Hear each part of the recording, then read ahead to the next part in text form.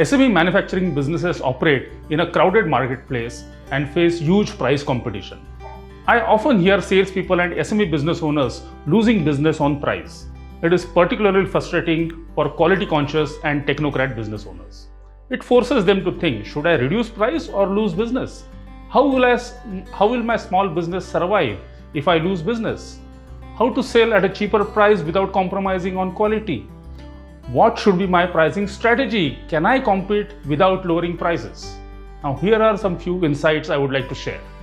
First insight is, subconsciously we associate higher price with better quality.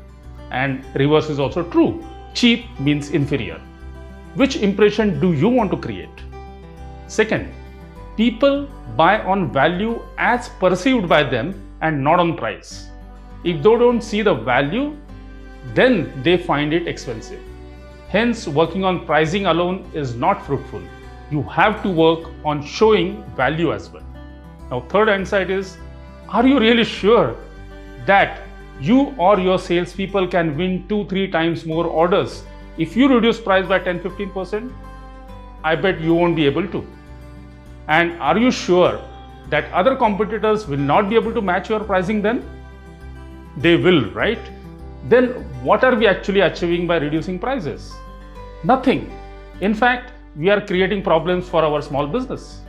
Now, insight 4 is, people buy from people they like and trust. So when the logical parameters such as quality, price, specification, etc. are same, then choice depends on whom they like and trust. The purpose of this video is to explain that quoting lower prices does not result in better sales conversion and definitely does not help you in being profitable.